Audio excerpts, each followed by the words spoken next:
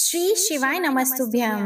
आज सुनिए शिव महापुराण का अध्याय 7। इस अध्याय में ब्रह्मा की आज्ञा से दक्ष द्वारा सृष्टि का आरंभ और दक्ष के यहाँ देवी शिवा की प्राकट्य का वर्णन है। नारद जी ब्रह्मा जी से कहते हैं, हे ब्रह्मा, हे विधे, हे महाप्रात, दक्ष प्रजापति को देवी के वरदान के बाद का वृतांत आप प्रीति पूर्वक मुझसे कहें। तब ब्रह्मा जी बोले, हे नारद, दक्ष प्रजापति ने अपने आश्रम में जाकर प्रसन्न चित्त होकर मेरी आज्ञा से बहुत सी मानसी सृष्टि की, किंतु उस सृष्टि को बढ़ता हुआ न देखकर दक्ष अपने पिता मुझ ब्रह्मा से कहने लगे।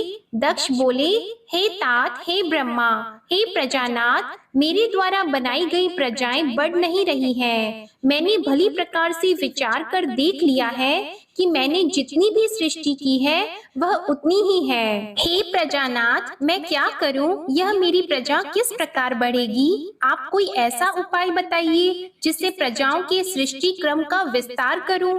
ब्रह्मा जी बोले, हे दक्ष, हे प्रजापति, हे तात, मेरी उत्तम बात सुनिए।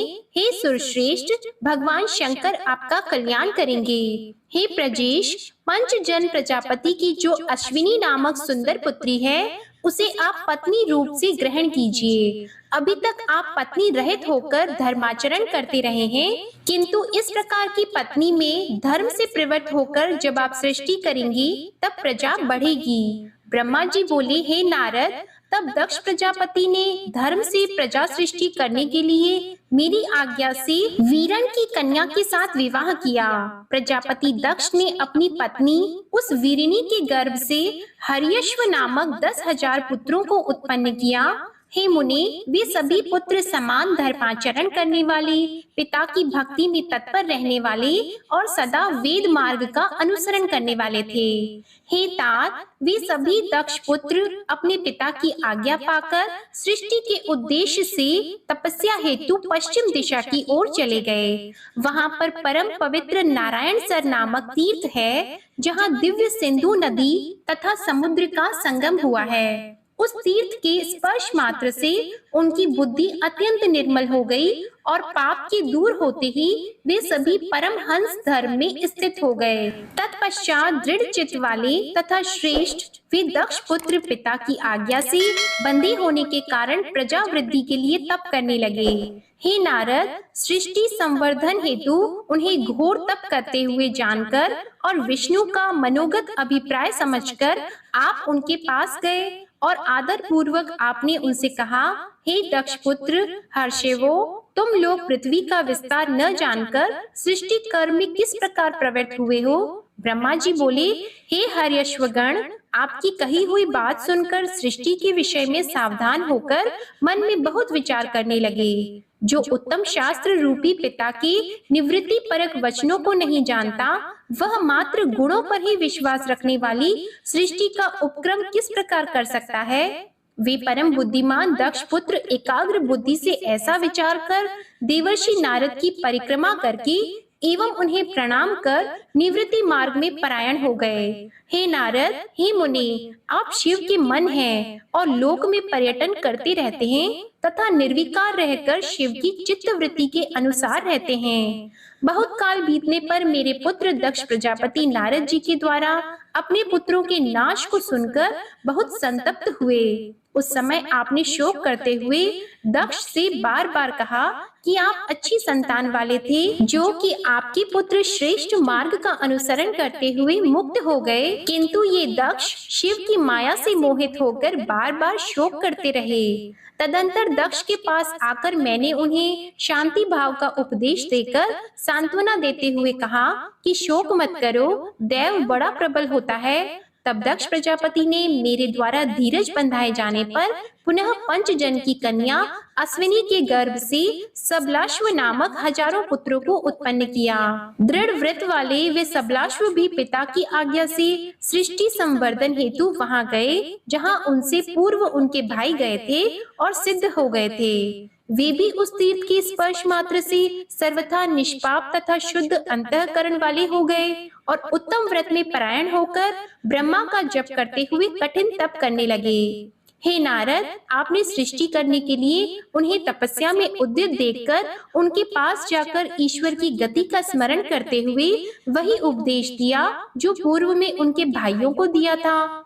हे मुनि, आपका दर्शन निष्फल नहीं होता, इसलिए आपने उनको भी पूर्व के भाइयों के मार्ग का उपदेश किया, जिससे वे भी अपने भाइयों के मार्ग का अनुसरण करते हुए उसी मार्ग पर चले गए। उसी समय दक्ष प्रजापति को अनेक उत्पात दिखाई पड़ने लगे। वे अपने पुत्रों को आया न देखकर आश्चर्यचकित होकर मन में दुखी हो गए। उन्होंने आपके द्वारा प्रथम पुत्रों के नाश के समान ही इन पुत्रों के भी नाश का जब समाचार सुना, तो वे आश्चर्य में भरकर पुत्र शोक से मूर्छित होकर अत्यंत संतप्त हो उठे। वे दक्ष आप पर कुपित हो गए और कहने लगे कि यह नारद दुष्ट है। उसी समय दैव योग से उनके पुत्रों पर अनुग्रह करने वाले आप भी दक्ष के पास आ गए। उस समय वे प्रजापति दक्ष क्रोध में भरकर अपने ओठों को फड़फड़ाते हुए आपके पास आए और आपको धिक्कारते हुए निंदा पूर्वक कहने लगे। दक्ष बोले, हे अधमों में श्रेष्ठ, तुमने साधु का रूप धारण करके मेरे सत्पुत्रों को यह कैसा उपदेश किया? तुमने मेरे इन पुत्रों को इस प्रकार भिक्षु मार्ग का उपदेश क्यों किया, जो उनके लिए कल्याणकारी नहीं था? तुम्हारे जैसे निर्दयी शठ ने देव, ऋषि तथा पितृ ऋण से मुक्त हुए बिना ही मेरे पुत्रों को ऐसा उपदेश कर उनके इस लोक तथा परलोक के कल्याण को नष्ट कर दिया। क्योंकि जो बिना तीनों ऋणों से मुक्त हुए ही माता पिता को छोड़कर मोक्ष की इच्छा करता हुआ निवृत्ति मार्ग का अनुसरण करता है, वह नरकगामी होता है। तुम निर्दयी, अत्यंत निर्लज हो, बालकों को बहकाने वाले तथा यश को नष्ट करने वाले हो। हे मूर्ख, तुम हरि के पार्षदों के बीच में व्यर्थ ही विचरण करते हो। हे अधमाधम, तुमने बार बार मेरा अहित किया है, इसलिए लोक में भ्रमण करते हुए तुम्हारा पैर स्थिर न रहे। इस प्रकार शिवजी की माया से मोहित हुए दक्ष ने ईश्वर की इच्छा को नहीं समझा और सज्जनों के मान्य आपको शोक संतप्त होकर शाप दे दिया। और हे मुनि, निर्मल बुद्धि वाले आपने भी दक्ष प्रजापति के इस शाप को ग्रहण कर लिया। हे ब्रह्म साधु, ऐसा साधु स्वयं इस प्रकार के अपकार को सहन कर लेता है। ब्रह्मा जी बोले, हे देव मुनि, इसी समय मैं लोक पितामह ब्रह्मा भी इस चरित्र को जानकर प्रीति पूर्वक शीघ्रता से वहां पहुंचा। मैंने पूर्व की भांति दक्ष प्रजापति को धैर्य धारण कराया, जिससे वे प्रसन्न होकर आपसे पूर्ववत स्नेह करने लगे। हे मुनिवर्य, मैं देवताओं में प्रिय अपने पुत्र आपको प्रेम पूर्वक बहुत धीरज देकर अपने साथ लेकर आश्रम को लौट आया। तदंतर दक्ष प्रजापति ने मेरी आज्ञा से अपनी स्त्री में 60 सौभाग्यवती कन्याओं को उत्पन्न किया। दक्ष ने आलस्य रहित होकर उन कन्याओं का विवाह धर्म आदिकों के साथ जिस प्रकार किया, उसी प्रीति पूर्वक आप सुनिए। हे मुनीश्वर, दक्ष ने 10 कन्याएं धर्म को, 13 कश्यप मुनि को और 27 कन्याएं चंद्रमा को विधि पूर्वक दी। 2-2 कन्याएं अंगिरा तथा कृशाश्व को और अन्य कन्याएं ताक्षर्य को दी। कुछ लोग शिवा को इन कन्याओं से ज्येष्ठ कहते हैं, कोई मध्यम कहते हैं और कोई सबसे छोटी मानते हैं, किंतु कल्प भेद में से तीनों ही सही हैं। कन्या की उत्पत्ति के अनंतर पत्नी सहित दक्ष प्रजापति ने अत्यंत प्रेम से अपने मन में जगदम्बा का ध्यान किया। उन्होंने गदगद स्वर से प्रेम पूर्वक विनय युक्त होकर हाथ जोड़कर बार बार नमस्कार करके उनकी स्तुति की। तब वे देवी संतुष्ट होकर मन में विचार करने लगी कि मुझे अपनी प्रतिज्ञा को पूर्ण करने के लिए वीरिणी में अवतार लेना चाहिए। इसके बाद उन जगदम्बा ने दक्ष के मन में निवास किया। हे मुनि सत्तम, उस समय वे अत्यंत शोभित होने लगे। हे तात, गर्भ में शिवा के निवास के प्रभाव से वे दक्ष पत्नी वीरिणी महामंगल स्वरूपा और पहले की अपेक्षा अधिक प्रसन्न चित्त हो गई। उस समय दक्ष ने अपने कुल के संप्रदाय के अनुसार, वेद के अनुसार तथा अपने सम्मान के अनुरूप प्रसन्नता पूर्वक पुंसवनादि सभी संस्कार किए। दक्ष प्रजापति ने ब्राह्मणों को उस समय यथेष्ट धन प्रदान किया और उस समय विष्णु आदि सभी देवगण देवी को वीरिणी के गर्भ में आई हुई जानकर प्रसन्न हो गए और वहां आकर उन सब ने लोक का उपकार करने वाली उन जगदम्बा को बार बार प्रणाम करके उनकी स्तुति की।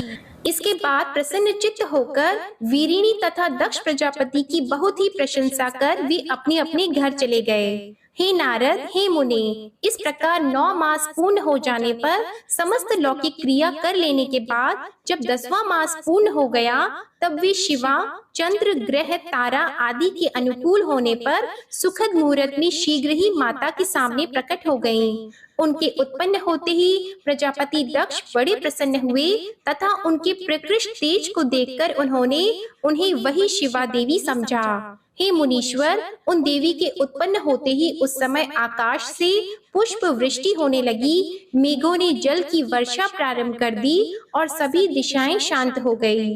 देवता आकाश में स्थित होकर उत्तम बाजे बजाने लगे और शांत अग्नियां प्रज्वलित हो उठी। इस प्रकार सभी दिशाओं में मंगल ही मंगल हो गया। वीरिणी में उत्पन्न हुई उन जगदम्बा को देखकर दक्ष भक्ति पूर्वक हाथ जोड़कर उन्हें नमस्कार करके स्तुति करने लगे। दक्ष बोले, हे महिषानी, हे सनातनी, हे जगदम्बे, आपको नमस्कार है। हे सत्ये, हे सत्य स्वरूपिणी, हे महादेवी, मेरे ऊपर दया करें। वेद के ज्ञाता जिन्हें शिवा, शांता, महामाया, योग निद्रा तथा जगन्मयी कहते हैं, उन आप हितकारिणी देवी को मैं नमस्कार करता हूँ, जिन्होंने पूर्व काल में ब्रह्मा जी को उत्पन्न कर इस जगत की सृष्टि कार्य में नियुक्त किया है। उन परम जगन माता आप महेश्वरी को मैं नमस्कार करता हूँ, जिन्होंने सदा संसार के पालन के लिए विष्णु को नियुक्त किया है। उन परमात्मा जगन माता आप महेश्वरी को मैं नमस्कार करता हूँ, जिन्होंने संसार के विनाश के लिए रुद्र को नियुक्त किया है। उन परम जगन माता आप महेश्वरी को मैं नमस्कार करता हूँ। सत्व रज तम रूपों वाली, सर्वदा समस्त कार्यों को साधने वाली तथा तीनों देवताओं को उत्पन्न करने वाली उन आप शिवा देवी को मैं नमस्कार करता हूँ। हे देवी, जो आपको विद्या अविद्या इन दोनों रूपों से स्मरण करता है, उसके हाथ में भोग तथा मोक्ष दोनों ही स्थित हो जाते हैं। हे देवी, जो परम पावनी शिवा स्वरूपा आपका प्रत्यक्ष दर्शन करता है, उसे विद्या तथा अविद्या को प्रकाशित करने वाली मुक्ति अपने आप मिल जाती है। हे जगदम्बे, जो अंबिका, जगन्मयी एवं दुर्गा इन नामों से आप भवानी का स्तवन करते हैं, उनके सभी मनोरथ पूर्ण हो जाते हैं। ब्रह्मा बोले, जब इस प्रकार जगन माता शिवा की स्तुति दक्ष प्रजापति ने की, तब वे दक्ष से इस प्रकार से कहने लगी, जिससे कि माता वीरिणी न सुन सके। नाना प्रकार के रूपों को धारण करने वाली उन परमेश्वरी शिवा ने सबको मोहित करके इस प्रकार सत्य कहा कि उसे केवल दक्ष ही सुन सके, अन्य कोई नहीं। देवी बोली, हे प्रजापति, आपने मुझे पुत्री रूप में प्राप्त करने हेतु पहले मेरी आराधना की थी, वह आपका अभीष्ट पूरा हुआ।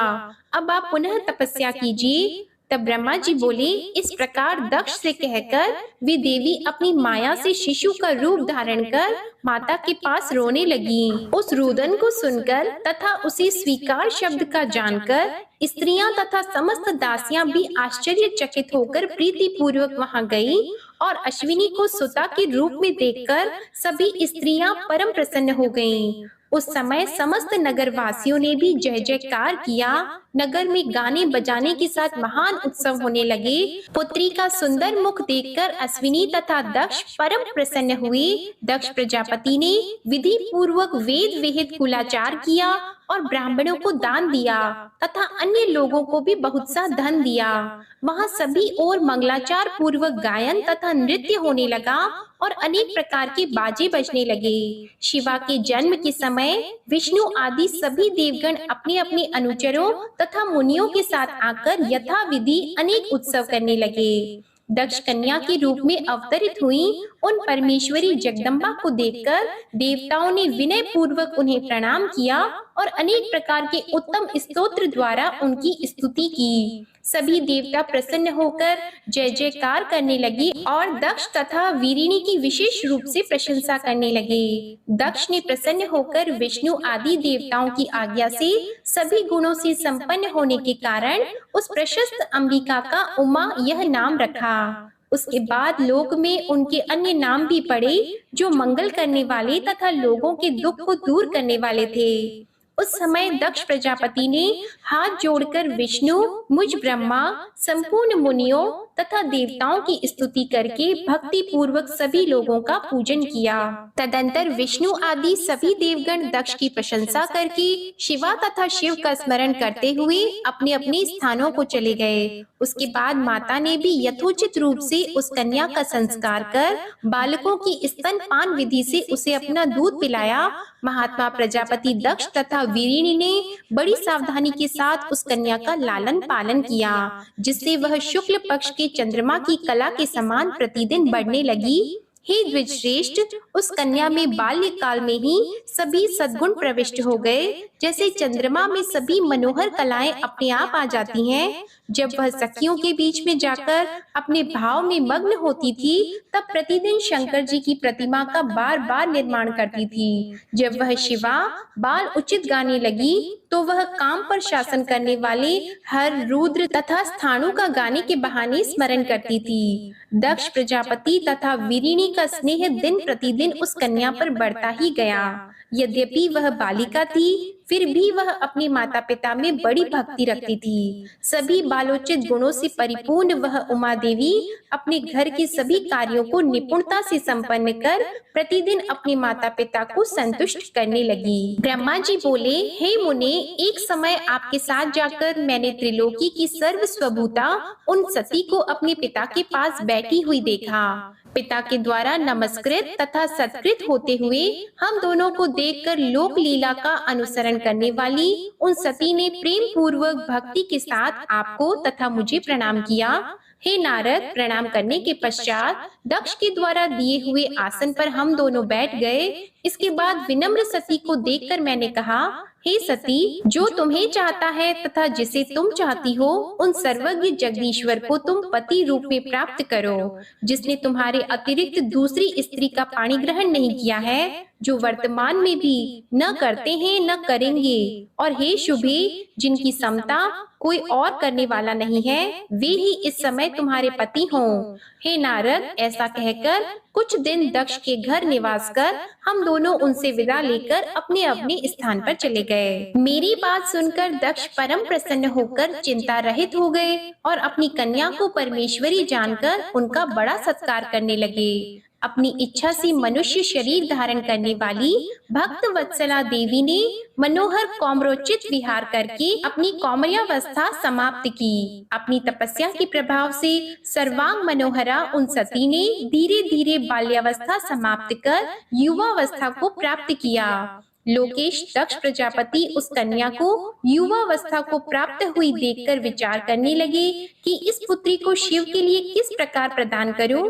इधर वे सती भी प्रतिदिन शिव को प्राप्त करने की इच्छा करने लगी। पिता के मनोभाव को जानकर वे माता के पास गई। विशाल बुद्धि वाली उन सती परमेश्वरी ने शंकर को प्राप्त करने की इच्छा तप करने के लिए अपनी माता वीरिणी से आज्ञा मांगी। तब दृढ़ व्रत वाली वे सती माता की आज्ञा से महेश्वर को पति रूप में प्राप्त करने के लिए घर में ही तपस्या करने लगी। उन्होंने आश्विन की प्रत्येक नंदा तिथि, प्रतिपदा, षष्ठी तथा एकादशी में गुड़ भात तथा सेवन से भक्ति पूर्वक हर का पूजन किया।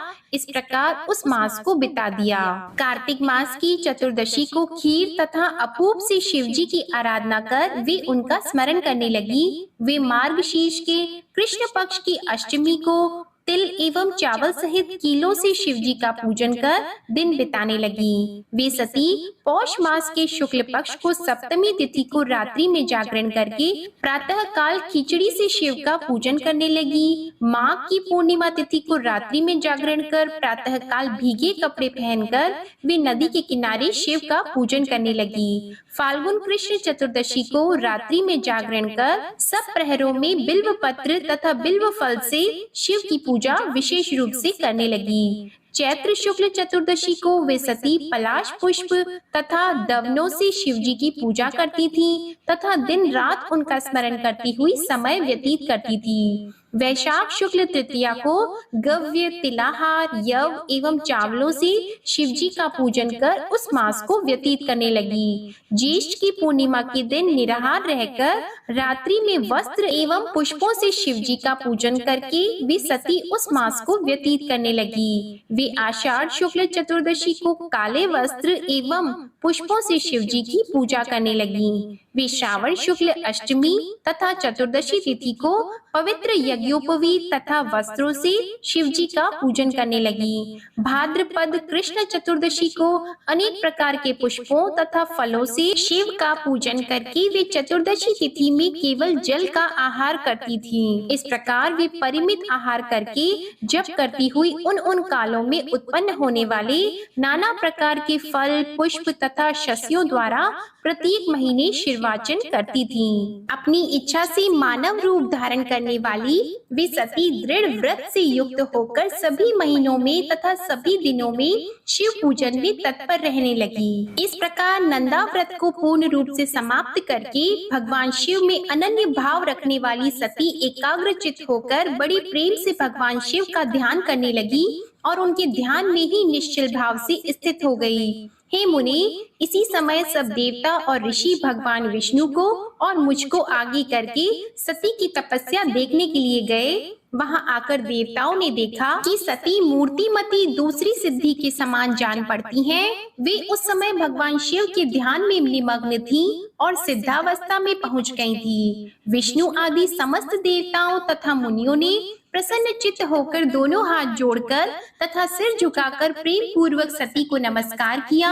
इसके बाद अति प्रसन्न श्री विष्णु आदि सब देवता और मुनिगण आश्चर्यचकित होकर सती देवी की तपस्या की पूरी प्रशंसा करने लगे। तदंतर वे सभी देवता और ऋषिगण सती देवी को पुनः प्रणाम कर भगवान शिव जी के परम प्रिय श्रेष्ठ कैलाश पर्वत पर शीघ्र ही चले गए। लक्ष्मी सहित भगवान विष्णु और सावित्री सहित मैं भी प्रसन्नता पूर्वक भगवान शिव के समीप गया।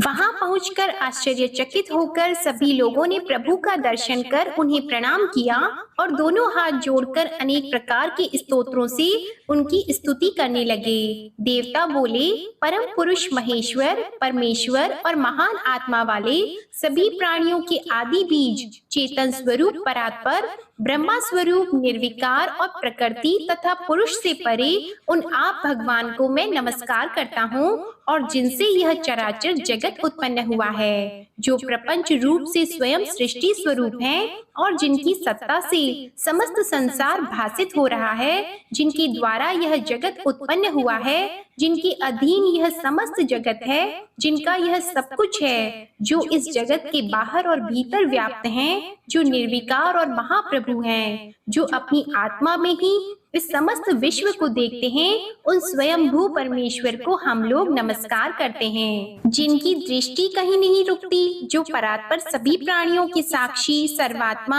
अनेक रूपों को धारण करने वाले आत्म स्वरूप पर ब्रह्मा तथा तप करने वाले हैं, हम लोग उनकी शरण में आए हैं। देवता, ऋषि तथा सिद्ध भी जिनके पद को नहीं जानते हैं, तो फिर अन्य प्राणी उनको किस प्रकार जान सकते हैं और किस प्रकार प्राप्त कर सकते हैं। जिनको देखने के लिए मुक्त संग साधुजन ब्रह्मचर्य आदि व्रतों का आचरण करते हैं, वे आप हमारी उत्तम गति हैं। हे प्रभु, दुख देने वाले जन्म आदि कोई भी विकार आप में नहीं होते, फिर भी आप अपनी माया से कृपा पूर्वक उन्हें ग्रहण करते हैं आश्चर्यमय कर्म करने वाले उन आप परमात्मा को नमस्कार है। वाणी से सर्वथा परे आप पर ब्रह्मा परमात्मा को नमस्कार है। बिना रूप के होते हुए भी बहुत रूपों वाले परात्पर अनंत शक्ति से समन्वित त्रिलोकपति सर्वसाक्षी तथा सर्वव्यापी को नमस्कार है। स्वयं प्रकाशमान निर्वाण सुख तथा संपत्ति स्वरूप ज्ञान आत्मा तथा व्यापक आप ईश्वर को नमस्कार है। निष्काम कर्म के द्वारा प्राप्त होने वाले कैवल्य पति को नमस्कार है। परम पुरुष परमेश्वर तथा सब कुछ देने वाले आप प्रभु को नमस्कार है। क्षेत्रज्ञ आत्म स्वरूप सभी प्रत्ययों के हेतु सबके पति महान तथा मूल प्रकृति को नमस्कार है। पुरुष परेश तथा सब कुछ प्रदान करने वाले आप परमात्मा को नमस्कार है।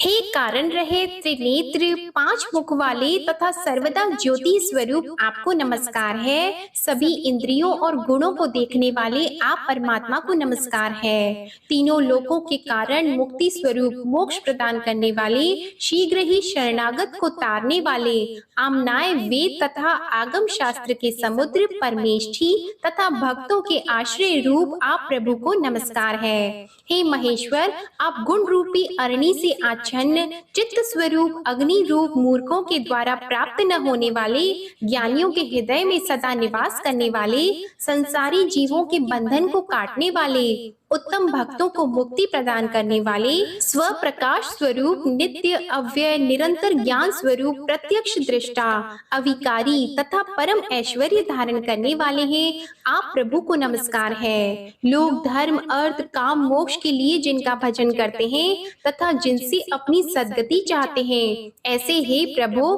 आप हम सभी के लिए दया रहित कैसे हो गए, हम पर प्रसन्न हो, आपको नमस्कार है। आपके अनन्य भक्त आपसे किसी अन्य अर्थ की अपेक्षा नहीं करते हैं, वे तो केवल आपके मंगल स्वरूप चरित्र को ही गाया करते हैं। अविनाशी पर ब्रह्मा अव्यय स्वरूप वाले व्यापक अध्यात्म तथा योग से जानने योग्य तथा परिपूर्ण आप प्रभु की हम लोग स्तुति करते हैं। हे अखिलेश्वर, इंद्रियों से परे स्वयं आधार रहित सबके आश्रय हेतु रहित अनंत आद्य और सूक्ष्म आप प्रभु को हम सभी प्रणाम करते हैं। आपने अपनी तुच्छ कला मात्र से नाम रूप के द्वारा विष्णु आदि सभी देवताओं तथा इस चराचर जगत की अलग अलग सृष्टि की है। जैसे अग्नि की चिंगारियां तथा सूर्य की किरणें बार बार निकलती हैं और फिर उन्हीं में लीन हो जाती हैं, उसी प्रकार सृष्टि का यह प्रवाह त्रिगुणात्मक कहा जाता है। हे प्रभु, आप न देवता हैं, न असुर हैं, न मनुष्य हैं, न पक्षी, न द्विज हैं, न स्त्री, न पुरुष हैं, न नपुंसक, यहाँ तक कि सत असत कुछ भी नहीं है। श्रुतियों के निषेध से जो शेष बचता है वही निषेध स्वरूप आप हैं। आप विश्व की उत्पत्ति करने वाले, विश्व के पालक, विश्व का लय करने वाले तथा विश्वात्मा हैं। उन ईश्वर को हम सभी प्रणाम करते हैं। योग से दग्ध हुए कर्म वाले योगी लोग अपने योगासक्त चित्त में जिन्हें देखते हैं, ऐसे आप योगेश्वर को हम लोग नमस्कार करते हैं। हे तीनों शक्तियों से संपन्न असहाय वेग वाले, हे त्रयमय, आपको नमस्कार है। अनंत शक्तियों से युक्त तथा शरणागतों की रक्षा करने वाले आपको नमस्कार है। हे दुर्गेश, दूषित इंद्रिय वालों के लिए आप सर्वथा दुष्प्राप्य हैं, क्योंकि आपको प्राप्त करने का मार्ग ही दूसरा है। सदा भक्तों के उद्धार में तत्पर रहने वाले तथा गुप्त शक्ति से संपन्न आप प्रभु को नमस्कार है। जिनकी माया शक्ति के कारण अहम बुद्धि से युक्त मूर्ख अपने स्वरूप को नहीं जान पाता है, उन दुरत्य महिमा वाले आप महाप्रभु को हम नमस्कार करते हैं। ब्रह्मा जी बोले, हे नारद, इस प्रकार महादेव जी की स्तुति करके मस्तक झुकाए हुए विष्णु आदि सभी देवता उत्तम भक्ति से युक्त होकर प्रभु शिव जी के आगे चुपचाप खड़े हो गए। ब्रह्मा जी नारद जी से बोले, भगवान विष्णु आदि देवताओं द्वारा की गई स्तुति को सुनकर सबकी उत्पत्ति करने वाले भगवान शंकर बड़े प्रसन्न हुए और जोर से हंसने लगे। सपत्नीक ब्रह्मा जी और भगवान विष्णु को साथ आया हुआ देखकर महादेव जी ने हम लोगों को यथोचित वार्तालाप करके हमारे आगमन का कारण पूछा।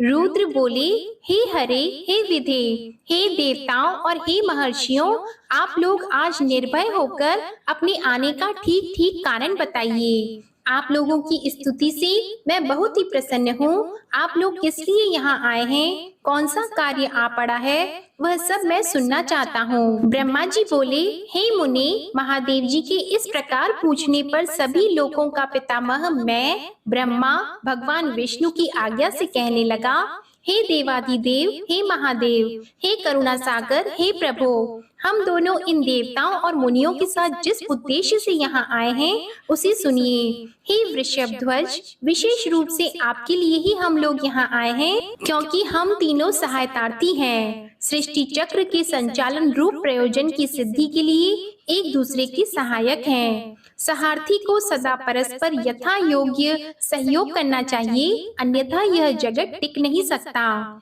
हे महेश्वर, कुछ ऐसे असुर उत्पन्न होंगे जो मेरे द्वारा मारे जाएंगे, कुछ भगवान विष्णु के द्वारा और कुछ आपके द्वारा। हे महाप्रभु, कुछ आपके पुत्रों के द्वारा मारे जाएंगे और कुछ असुर आपकी माया के द्वारा वध को प्राप्त होंगे। आप भगवान शंकर की कृपा से ही देवताओं को सदा उत्तम सुख प्राप्त होगा। घोर असुरों का विनाश करके आप जगत को सदा स्वास्थ्य एवं अभय प्रदान करेंगे। आप राग द्वेष रहित योग युक्त एवं सर्वथा दयालु हैं, इसलिए हो सकता है कि आप असुरों का वध न करें। हे ईश, जब ये आराधना करके वर प्राप्त कर लेंगे तब सृष्टि की स्थिति किस प्रकार होगी। इसलिए हे वृषभ ध्वज, उचित यही है कि आप इस सृष्टि की स्थिति के लिए सदैव असुरों का वध करते रहें। यदि सृष्टि पालन तथा संहार कर्म न करने हो तब हमारा तथा माया का भिन्न भिन्न शरीर धारण करना सार्थक नहीं रहेगा। वास्तव में हम तीनों एक ही स्वरूप वाले हैं, किंतु कार्य के भेद से भिन्न भिन्न शरीर धारण करके स्थित हैं। यदि कार्य भेद न सिद्ध हो तब तो हमारे रूप भेद का कोई प्रयोजन नहीं है। परमात्मा महेश्वर एक होते हुए भी अपनी माया के कारण ही तीन रूपों में विभक्त हैं। हे प्रभु, अपनी लीला से स्वतंत्र हैं। श्री हरि उनके वामांग से उत्पन्न हुए हैं, मैं ब्रह्मा उनके दाहिने अंग से उत्पन्न हूँ और आप उन सदाशिव के हृदय से उत्पन्न हैं। अतः आप ही शिव जी के पूर्ण रूप हैं। हे प्रभु, इस प्रकार भिन्न स्वरूप वाले हम तीनों रूपों में प्रकट हैं और जो उन शिवा शिव के पुत्र ही हैं। हे सनातन, इस यथार्थ तत्व को आप हृदय से अनुभव कीजिए। हे प्रभु, मैं और भगवान विष्णु आपके आदेश से प्रसन्नता पूर्वक लोक की सृष्टि और पालन का कार्य कर रहे हैं तथा कार्य कारणवश सब पत्नी भी हो गए हैं। अतः आप भी विश्व हित के लिए तथा देवताओं के सुख के लिए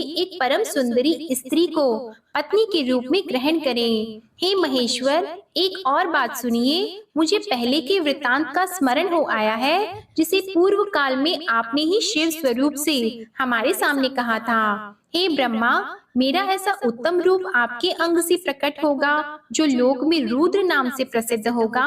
आप ब्रह्मा सृष्टि करता होंगे, श्री हरि जगत का पालन करने वाले होंगे और मैं सगुण रुद्र रूप होकर संहार करने वाला होऊंगा। मैं एक स्त्री के साथ विवाह करके लोक का उत्तम कार्य करूंगा। हे स्वामिन, आप अपने द्वारा कहे गए वचन को याद करके अपनी प्रतिज्ञा को पूर्ण कीजिए। हे स्वामिन, आपका आदेश है कि मैं सृष्टि करूं, श्री हरि पालन करें और आप स्वयं संहार के हेतु बनकर प्रकट हों। सो आप साक्षात शिव ही संहार कर्ता के रूप में प्रकट हुए हैं। आपके बिना हम दोनों अपना अपना कार्य करने में समर्थ नहीं हैं। अतः आप लोक हित के कार्य में तत्पर एक कामिनी को स्वीकार करें। हे शंभो, जैसे लक्ष्मी भगवान विष्णु की और सावित्री मेरी सहधर्मिणी है, उसी प्रकार आप इस समय अपनी सहचरी कांता को ग्रहण करें। ब्रह्मा जी बोले, मेरी यह बात सुनकर मुस्कान युक्त मुख मंडल वाले वे लोकेश हर श्री हरि के सामने मुझसे कहने लगे। ईश्वर बोले, हे ब्रह्मा, हे विष्णु, आप दोनों मुझे सदा ही अत्यंत प्रिय हैं। आप दोनों को देखकर मुझे बड़ा आनंद मिलता है। आप लोग समस्त देवताओं में श्रेष्ठ और त्रिलोकी के स्वामी हैं। लोक हित के कार्य में मन लगाए रहने वाले आप दोनों का वचन अत्यंत गौरवपूर्ण है। किंतु हे सुरश्रेष्ठ गण, सदा तपस्या में संलग्न रहकर संसार से विरत रहने वाले और योगी के रूप में प्रसिद्ध मेरे लिए विवाह करना उचित नहीं है। जो निवृत्ति के सुंदर मार्ग पर स्थित अपनी आत्मा में ही रमण करने वाला, निरंजन अवधूत देह वाला, ज्ञानी आत्मदर्शी, कामना से शून्य, विकार रहित, अभोगी, सदा अपवित्र और अमंगल वेशधारी है, उसी संसार में कामिनी से क्या प्रयोजन है, यह इस समय मुझे बताइए। मुझे तो सदा केवल योग में लगे रहने पर ही आनंद आता है। ज्ञानहीन पुरुष ही भोग को अधिक महत्व देते हैं। संसार में विवाह करना बहुत बड़ा बंधन समझना चाहिए। इसलिए मैं सत्य सत्य कहता हूँ कि उसमें मेरी अभिरुचि नहीं है। आत्मा ही अपना उत्तम अर्थ या स्वार्थ है। उसका भली भांति चिंतन करने के कारण स्वार्थ में मेरी प्रवृत्ति नहीं होती है। तथापि अपने जगत के हित के लिए हितकर जो कुछ कहा है उसे मैं करूँगा। आपके वचन को गरिष्ठ मानकर अथवा अपनी कही हुई बात को पूर्ण करने के लिए मैं विवाह अवश्य करूँगा, क्योंकि मैं सदा अपने भक्तों के अधीन हूँ। हे हरे, हे ब्रह्मा, परंतु मैं जैसी नारी को प्रिय पत्नी के रूप में ग्रहण करूँगा और जिस शर्त के साथ करूँगा उसे सुने। मेरा वचन सर्वथा उचित है। जो नारी मेरे तेज को विभाग पूर्वक ग्रहण करने में समर्थ हो, उस योगिनी तथा काम रूपिणी स्त्री को मेरी पत्नी बनाने के लिए बताएं। जब मैं योग में तत्पर रहूं, तब उसे भी योगिनी बनकर रहना होगा, और जब मैं कामासक्त हूँ तब उसे भी कामिनी के रूप में रहना होगा। वेद वेत्ता विद्वान जिन्हें अविनाशी बताते हैं, उन ज्योति स्वरूप सनातन शिव तत्व का मैं सदा चिंतन करता हूँ। हे ब्रह्मा, उन सदा शिव के चिंतन में जब मैं न लगा हूँ, तब उस कामिनी के साथ मैं समागम कर सकता हूँ। जो मेरे शिव चिंतन में विघ्न डालेगी, वह दुर्भागा स्त्री मेरी भार्या न बने। आप ब्रह्मा, विष्णु और मैं तीनों ही महाभाग्यशाली ब्रह्म स्वरूप शिव जी के अंशभूत हैं, अतः हमारे लिए उनका नित्य चिंतन करना उचित है। हे कमलासन, उनके चिंतन के लिए मैं बिना विवाह के भी रह लूंगा, किंतु उनका चिंतन छोड़कर विवाह नहीं करूंगा। अतः आप लोग मुझे इस प्रकार की पत्नी बताइए जो सदा मेरे कर्म के अनुकूल चल सके। हे ब्रह्मा, उसमें भी मेरी एक शर्त है, उसे आप सुने। यदि उस स्त्री का मुझ पर और मेरे वचनों पर अविश्वास होगा तो मैं उसे त्याग दूंगा। ब्रह्मा जी बोले, उन रुद्र की बात सुनकर मैंने और श्री विष्णु ने मंद मुस्कान के साथ मन ही मन प्रसन्नता का अनुभव किया। फिर मैंने विनम्र होकर यह कहा कि हे नाथ, हे महेश्वर, हे प्रभु, आपने जिस प्रकार की स्त्री का निर्देश किया है, वैसी ही स्त्री के विषय में मैं आपको प्रसन्नता पूर्वक बता रहा हूँ। वे उमा जगत की कार्य सिद्धि के लिए भिन्न भिन्न रूप में प्रकट हुई हैं। हे प्रभु, सरस्वती और लक्ष्मी ये दो रूप धारण करके वे पहले ही प्रकट हो चुकी हैं। महालक्ष्मी तो विष्णु की कांता तथा सरस्वती मेरी कांता हुई हैं। लोकहित का कार्य करने की इच्छा वाली वे हमारे लिए तीसरा रूप धारण करके प्रकट हुई हैं। हे प्रभु, वे शिवा सती नाम से दक्ष पुत्री के रूप में अवतीर्ण हुई हैं। वे ही आपकी ऐसी भार्या हो सकती हैं जो सदा आपके लिए हितकारिणी होंगी। हे देवेश, वे दृढ़ व्रत में स्थित होकर आपके लिए तप कर रही हैं। वे महातेजस्विनी सती आपको पति रूप में प्राप्त करने की इच्छुक हैं। हे महेश्वर, उन सती के ऊपर कृपा कीजिए, उन्हें वर प्रदान करने के लिए जाइए और वैसा वर देकर उनके साथ विवाह कीजिए। हे शंकर, भगवान विष्णु की, मेरी और सभी देवताओं की भी यही इच्छा है। आप अपनी शुभ दृष्टि से हमारी इच्छा को पूर्ण कीजिए, जिससे हम इस उत्सव को आदर पूर्वक देख सकें। ऐसा होने से तीनों लोकों में सुख देने वाला परम मंगल होगा और सबकी समस्त चिंताएं मिट जाएंगी, इसमें संशय नहीं। मेरी बात पूरी होने पर अच्युत मधुसूदन लीला से रूप धारण करने वाले भक्त वत्सल ईशान से कहने लगे। विष्णु जी बोले, हे देवादिदेव, हे महादेव, हे करुणाकर, हे शंभो, ब्रह्मा जी ने जो कुछ भी कहा है उसे मेरे द्वारा कहा गया ही समझिए, इसमें किसी प्रकार का संदेह नहीं। हे महेश्वर, मेरे ऊपर कृपा करके उसे कीजिए, उन सती से विवाह कर इस त्रिलोकी को अपनी कृपा दृष्टि से सनाथ कीजिए। ब्रह्मा जी बोले, हे मुने, यह कहकर उत्तम बुद्धि वाले भगवान विष्णु चुप हो गए।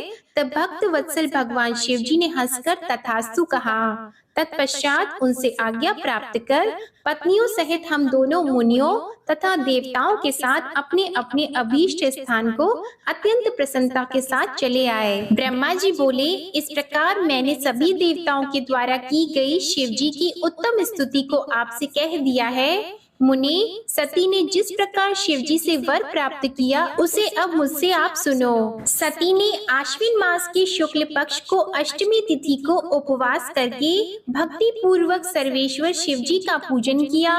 इस प्रकार नंदा व्रत के पूर्ण हो जाने पर नवमी तिथि का कुछ भाग शेष रह गया था। उस समय ध्यान में निमग्न उन सती के सामने शिव प्रकट हो गए।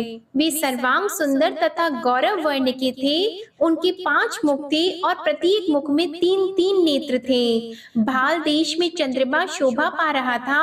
उनका चित्त प्रसन्न था। उनका कंठ नीला था और उनकी 4 भुजाएं थी। उन्होंने हाथों में त्रिशूल, ब्रह्मापाल वर तथा अभय मुद्रा को धारण कर रखा था। भस्ममय अंगराग से उनका शरीर उद्भासित हो रहा था। उनके मस्तक पर गंगा जी शोभा बढ़ा रही थी तथा उनके सभी अंग मनोहर थे।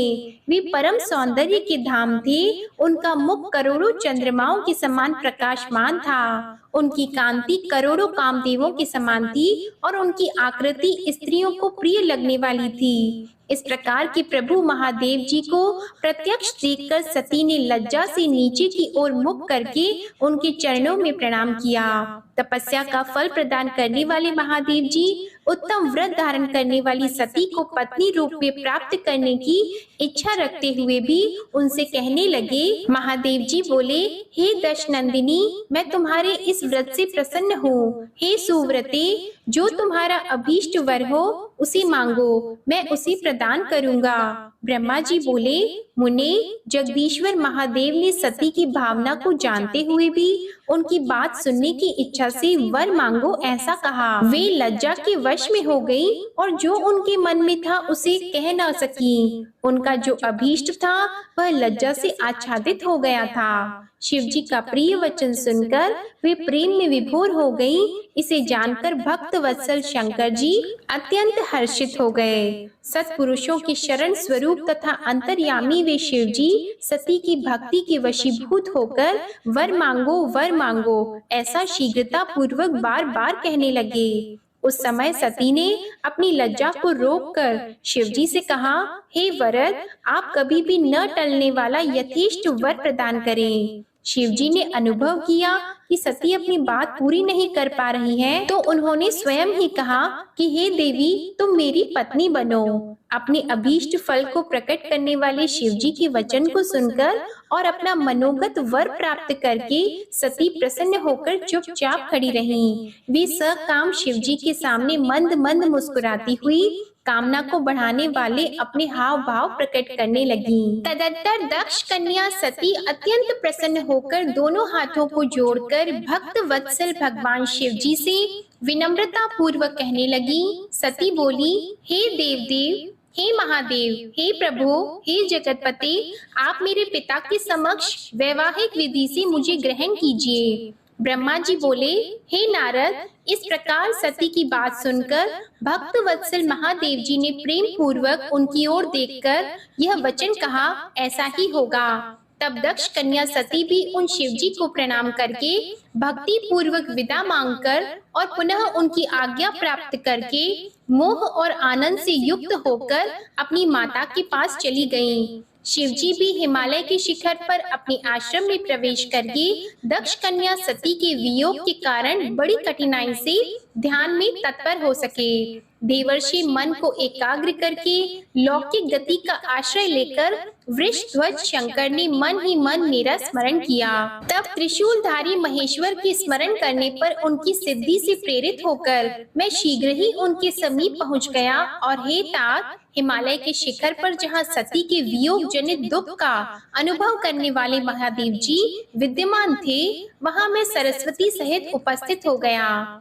हे देवर्षि, तदंतर सरस्वती सहित मुझ ब्रह्मा को देखकर सती के प्रेम में बंधे हुए शिव जी उत्सुकता पूर्वक कहने लगे। शंभु बोले, हे ब्रह्मा, मैं जब से विवाह के कार्य में स्वार्थ बुद्धि कर बैठा हूँ, तब से अब मुझे इस स्वार्थ में ही स्वत्व सा प्रतीत होता है। दक्ष कन्या सती ने बड़े भक्ति भाव से मेरी आराधना की है और मैंने नंदावत के प्रभाव से उसे अभीष्ट वर दे दिया है। हे ब्रह्मा, उस सती ने मुझसे यह वर मांगा कि आप मेरे पति हो जाइए। तब सर्वथा संतुष्ट होकर मैंने भी कह दिया कि तुम मेरी पत्नी हो जाओ।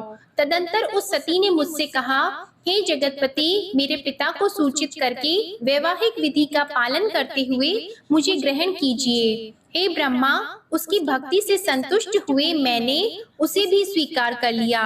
हे विधे, इस प्रकार का वर प्राप्त कर सती अपनी माता के पास चली गई और मैं यहाँ चला आया। इसलिए हे ब्रह्मा, आप मेरी आज्ञा से दक्ष के घर जाइए और वे दक्ष प्रजापति जिस प्रकार मुझे शीघ्र अपनी कन्या प्रदान करें, उस प्रकार उनसे कहिए। जिस प्रकार मेरा सती वियोग भंग हो, वैसा उपाय आप कीजिए। आप सभी प्रकार की विद्याओं में निपुण हैं, अतः इस बात के लिए दक्ष प्रजापति को समझाइए। ब्रह्मा जी बोले, यह कहकर वह शिव जी मुझ ब्रह्मा के समीप स्थित सरस्वती को देखकर शीघ्र ही सती के वियोग के वशीभूत हो गए। उनकी आज्ञा पाकर मैं कृतकृत्य और प्रसन्न हो गया तथा उन भक्त वत्सल जगतपति से यह कहने लगा।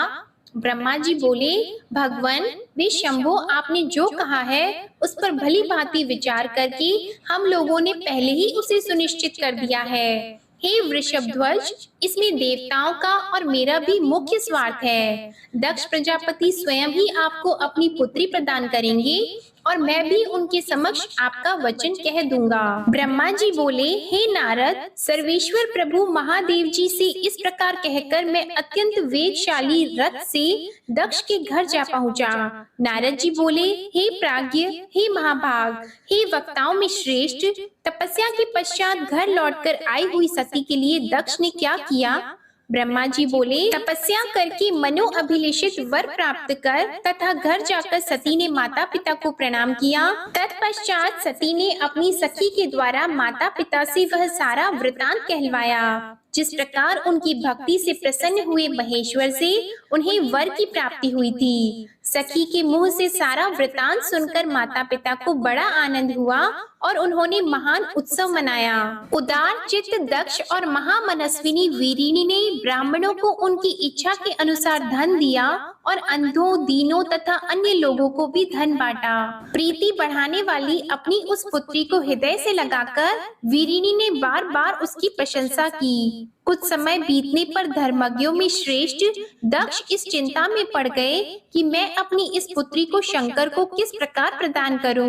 महादेव जी प्रसन्न होकर मेरी पुत्री को वर देने के लिए आए थे, किंतु वे तो चले गए। अब मेरी पुत्री के लिए वे पुनः कैसे आएंगे? यदि मैं किसी को उनके पास शीघ्र भेजूं तो यह भी उचित नहीं है, क्योंकि यदि वे पुत्री को स्वीकार न करें तो मेरी याचना निष्फल हो जाएगी। अथवा मैं स्वयं उनका पूजन अर्चन करूं, जिससे कि वे मेरी पुत्री की भक्ति से प्रसन्न होकर स्वयं इसे ग्रहण कर इसके पति बने। उस सती के द्वारा श्रेष्ठ प्रयत्न से पूजित होकर वे भी उसको पाना चाह रहे हैं, क्योंकि वे मेरे पति शिवजी हो सती को यह वर दे चुके हैं। इस प्रकार की चिंता में पड़े हुए दक्ष प्रजापति के सामने मैं सरस्वती के साथ एकाएक उपस्थित हुआ। मुझे अपने पिता को देखकर प्रणाम करके दक्ष विनीत भाव से खड़े हुए और उन्होंने मुझ ब्रह्मा को यथोचित आसन दिया। तत्पश्चात चिंता से युक्त होने पर भी हर्षित हुए वे दक्ष शीघ्र ही सर्वलोकेश्वर मुझ ब्रह्मा से आगमन का कारण पूछने लगे। दक्ष बोले, हे जगत गुरु, हे सृष्टिकर्ता, यहाँ आपके आगमन का क्या कारण है? मेरे ऊपर महती कृपा करके उसे कहिए। हे लोककारक, आप मुझ पुत्र के स्नेहवश अथवा किसी कार्यवश मेरे आश्रम में पधारे हैं। आपके दर्शन से मुझे प्रसन्नता हो रही है। ब्रह्मा जी बोले, हे मुनि सत्तम, अपने पुत्र दक्ष द्वारा इस प्रकार पूछे जाने पर मैं उन प्रजापति को प्रसन्न करता हुआ हंसकर कहने लगा। ब्रह्मा जी बोले, हे दक्ष, मैं जिस उद्देश्य से यहाँ आपके पास आया हूँ उसको सुनिए, जिसके करने से तुम्हारा तथा मेरा दोनों का अभीष्ट सिद्ध होगा। आपकी पुत्री सती ने जगतपति महादेव जी की आराधना करके जो वर प्राप्त किया है, उसका समय अब उपस्थित हो चुका है। शंभु ने आपकी पुत्री को पति रूप में प्राप्त करने के लिए ही मुझे आपके पास भेजा है। अब आपके लिए जो कल्याणकारी कार्य है उसे कर डालिए। जिस प्रकार सती ने अनेक प्रकार के भावों और सात्विकता पूर्वक व्रत के द्वारा शिव जी की आराधना की थी, उसी प्रकार इस समय वे भी सती की आराधना कर रहे हैं। इसलिए हे दक्ष, शिव के लिए ही रची गई अपनी पुत्री को आप अविलंब उन्हें प्रदान कर दीजिए। ऐसा करने से आप कृतकृत्य हो जाएंगे। मैं नारद के साथ जाकर उन्हें आपके घर लाऊंगा और उन्हीं के लिए रची हुई इस सती को उन्हें अर्पित कर दीजिए। ब्रह्मा जी बोले, हे नारद, मेरी यह बात सुनकर मेरे पुत्र दक्ष परम प्रसन्न हुए और उन्होंने अत्यंत हर्षित होकर मुझसे कहा, ठीक है, ऐसा ही होगा। उसके बाद हे मुनि, मैं अत्यंत हर्षित होकर वहां पर गया जहाँ लोक कल्याण में तत्पर रहने वाले शिव जी उत्सुक होकर बैठे थे। हे नारद, मेरे चले आने पर स्त्री और पुत्री सहित दक्ष भी अमृत से परिपूर्ण हुए के समान पूर्ण काम हो गए। नारद जी बोले, जब आप भगवान रुद्र के पास गए तब क्या चरित्र हुआ? हे तात, कौन सी बात हुई और शिव जी ने स्वयं क्या किया? तब ब्रह्मा जी बोले, हे नारद, तदंतर मैं हिमालय पर्वत के कैलाश शिखर पर रहने वाले परमेश्वर महादेव शिव जी को लाने के लिए प्रसन्नता पूर्वक उनके समीप गया। वृषभ ध्वज शिव जी मुझ लोककर्ता को आते हुए देखकर अपने मन में सती की प्राप्ति के विषय में बार बार संशय करने लगे। तत्पश्चात शिव जी प्रीति पूर्वक अपनी लीला से और सती की भक्ति से लोक गति का आश्रय लेकर सामान्य मनुष्य के समान मुझसे शीघ्र कहने लगे। ईश्वर बोले, हे सुरश्रेष्ठ, आपके पुत्र दक्ष प्रजापति ने सती को मुझे प्रदान करने के विषय में क्या किया, आप मुझसे कहिए। ब्रह्मा जी बोले, हे वृषभ ध्वज, सती के लिए मेरे पुत्र दक्ष ने जो बात कही है उसे सुनिए और जिस कार्य को आप अपने लिए असाध्य मान रहे हैं उसे सिद्ध हुआ समझिए। दक्ष ने मुझसे कहा कि हे ब्रह्मा, मैं अपनी पुत्री भगवान शिव के हाथों में ही दूंगा, क्योंकि उन्हीं के लिए यह उत्पन्न हुई है। यह कार्य मुझे स्वयं अभीष्ट है, फिर आपके भी कहने से इसका महत्व और बढ़ गया है। मेरी पुत्री ने स्वयं इसी उद्देश्य से भगवान शिव की पूजा की थी और इस समय शिव जी भी इसी विषय में पूछताछ कर रहे हैं, इसलिए मुझे अपनी कन्या शिव जी के हाथ में अवश्य देनी है। हे विधे, वे शंकर शुभ लग्न और सुंदर मुहूर्त में मेरे यहाँ पधारे, जिससे मैं उन्हें भिक्षा रूप में अपनी कन्या प्रदान करूं। हे वृषभ ध्वज, दक्ष ने मुझसे ऐसी बात कही है, अतः आप शुभ मुहूर्त में उनके घर चलिए और सती को ले आइए। ब्रह्मा जी बोले, हे मुने, मेरी यह बात सुनकर भक्त वत्सल भगवान रुद्र लौकिक गति का आश्रय लेकर हंसते हुए मुझसे कहने लगे कि जगत की रचना करने वाले हे ब्रह्मा, मैं आपके और नारद के साथ ही दक्ष के घर चलूंगा, अतः आप नारद का स्मरण करें और अपने मरीचि आदि मानस पुत्रों का भी स्मरण करें। हे विधे, मैं अपने गण सहित उन सबके साथ दक्ष के घर चलूंगा। तब ब्रह्मा जी बोले, हे नारद, लोकाचार के निर्वाह में लगे हुए भगवान शिव जी के इस प्रकार आज्ञा देने पर मैंने आप नारद और मरीचि आदि पुत्रों का स्मरण किया। तब मेरे स्मरण करते ही आपके साथ मेरे सभी मानस पुत्र प्रसन्न होकर आदर पूर्वक शीघ्र ही वहां उपस्थित हो गए।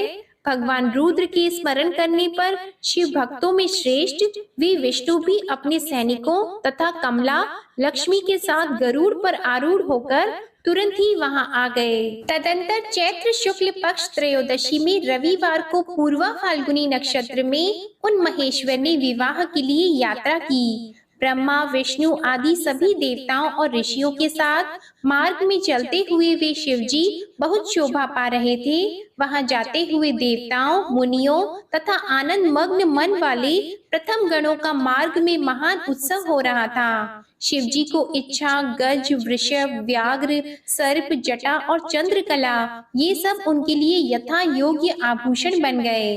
तदंतर वेग से चलने वाले बैल पर आरूढ़ हुए महादेव जी विष्णु आदि को साथ लिए क्षण भर में प्रसन्नता पूर्वक दक्ष के घर जा पहुँचे। तब हर्ष के कारण रोमांचित और विनीत चित्त वाले दक्ष समस्त आत्मीय जनों के साथ भगवान शिव की अगवानी के लिए उनके सामने आए। दक्ष ने वहां समस्त देवताओं का सत्कार किया। ये सब लोग सुरश्रेष्ठ शिव जी को बिठाकर उनके पार्श्व भाग में स्वयं भी मुनियों के साथ यथाक्रम बैठ गए। इसके पश्चात दक्ष मुनि सहित समस्त देवताओं तथा गणों को साथ लेकर भगवान शिव को घर के भीतर ले गए। उस समय दक्ष ने प्रसन्न चित्त होकर उत्तम आसन देकर स्वयं ही विधि पूर्वक सर्वेश्वर शिव जी का पूजन किया। तत्पश्चात उन्होंने विष्णु का, मेरा, ब्राह्मणों का, देवताओं का और समस्त शिव गणों का भी यथोचित विधि से उत्तम भक्ति भाव के साथ पूजन किया। इस तरह पूजनीय पुरुषों तथा अन्य लोगों सहित उनका पूजन करके दक्ष ने मेरे मानस पुत्र मरीचि आदि मुनियों के साथ मंत्रणा की। इसके बाद मेरे पुत्र दक्ष ने मुझ पिता को प्रणाम करके प्रसन्नता पूर्वक कहा, विभो, आप ही वैवाहिक कार्य कराएं। तब मैं प्रसन्न मन से बहुत अच्छा ऐसा कहकर उठ करके वह समस्त कार्य कराने लगा। तदंतर दक्ष ने ग्रहों के बल से युक्त शुभ लग्न और मुहूर्त में हर्ष पूर्वक शिवजी को अपनी पुत्री सती प्रदान कर दी। उन शिवजी ने भी उस समय हर्षित होकर सुंदर दक्ष पुत्री का वैवाहिक विधि से पाणी ग्रहण किया। उस समय मैंने, श्री हरि विष्णु ने, आपने, अन्य मुनियों ने, देवताओं ने और प्रथम गणों ने भगवान शिव जी को प्रणाम किया और अनेक प्रकार की स्तुतियों द्वारा उन्हें संतुष्ट किया। उस समय नाच गाने के साथ महान उत्सव हुआ और समस्त देवता तथा मुनिगण परम आनंदित हुए। इस प्रकार मेरे पुत्र दक्ष शिव जी को पुत्री प्रदान करके कृतार्थ हो गए। शिवा और शिव प्रसन्न हुए तथा सब कुछ मंगलमय हो गया। ब्रह्मा जी बोले, हे नारद, इस प्रकार कन्या दान कर दक्ष ने भगवान शंकर को अनेक प्रकार के उपहार दिए और ब्राह्मणों को भी बहुत सा धन दिया। उसके बाद लक्ष्मीपति सहित भगवान विष्णु शंभु के पास जाकर हाथ जोड़कर खड़े होकर यह कहने लगे। विष्णु जी बोले, हे देव देव, हे महादेव, हे करुणा सागर, हे प्रभु, हे तात, आप संपूर्ण जगत के पिता हैं और ये सती अखिल संसार की माता हैं। आप दोनों सत्पुरुषों के कल्याण तथा दुष्टों के दमन के लिए सदा लीला पूर्वक अवतार ग्रहण करते हैं, यह सनातन श्रुति है। हे हर, आपके नीले अंजन के समान शोभा वाली सती के साथ उसी प्रकार शोभा पा रहे हैं जैसे मैं उसके विपरीत लक्ष्मी के साथ शोभा पा रहा हूँ। सती नील वर्णा और आप गौरव वर्ण हैं, उसके विपरीत मैं नील वर्ण और लक्ष्मी गौरव वर्ण है। हे शंभु, आप इन सती के साथ रहकर देवताओं की और सज्जन मनुष्यों की रक्षा कीजिए, जिससे संसारी जनों का सदा कल्याण होता रहे। हर हर महादेव। आज की कथा समाप्त होती है। आपको यह कथा अच्छी लगी हो तो वीडियो को लाइक करें और कमेंट में भगवान भोलेनाथ की जय लिखना मत भूलिएगा। इसी के साथ आज आप हमारे चैनल पर सावन मास महात्म्य की कथा और गुरुवार की व्रत कथा भी जरूर सुनिएगा। हर हर महादेव। ओम नमः शिवाय।